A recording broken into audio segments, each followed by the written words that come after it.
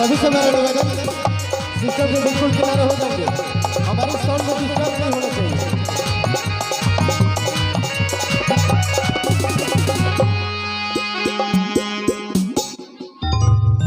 Hello hello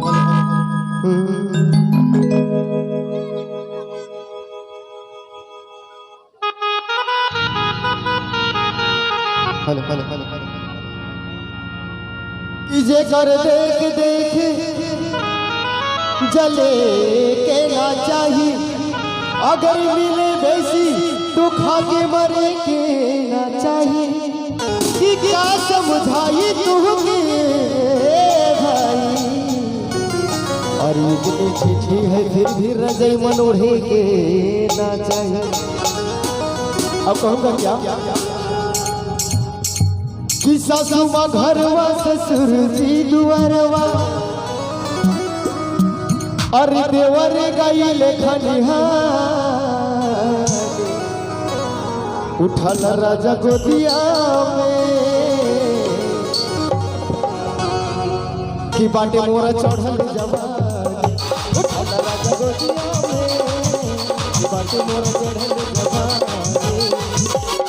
सासुमा घरवा ससुर जी दुआरवा, सासुमा घरवा ससुर जी दुआरवा, देवर गईल खनिहार, उठल राजा गोदिया में, उठल राजा गोदिया में कि बाटे मोरा,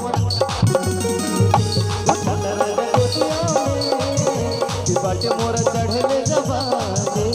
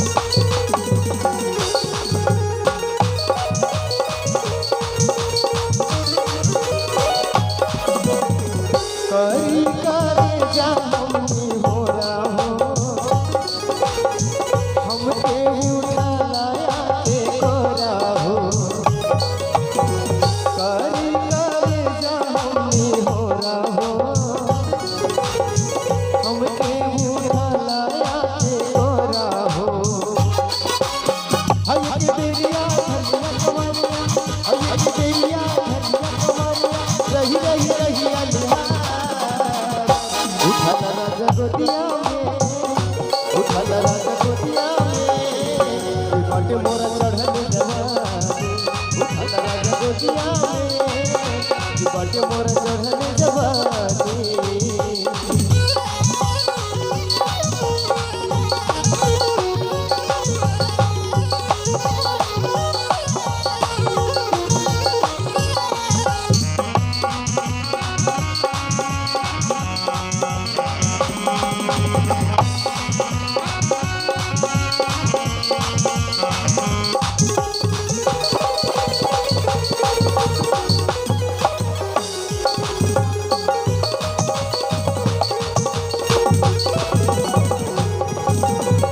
जल्दी से रउआ आई हो,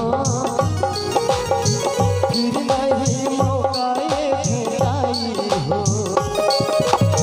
जल्दी से रउआ आई हो, फिर नहीं मौका फेराई हो। हाय देविया धनिया कबरिया, हाय देविया धनिया कबरिया, रही रही रही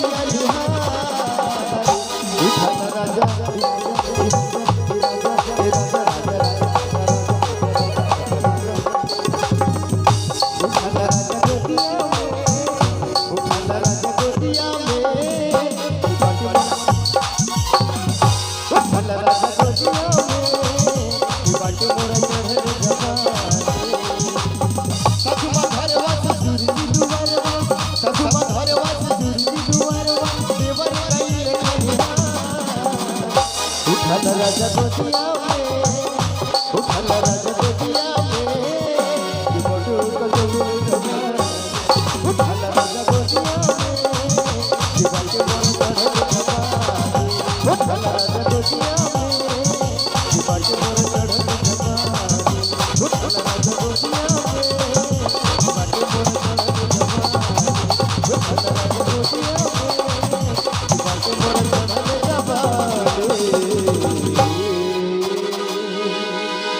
एक बार ताली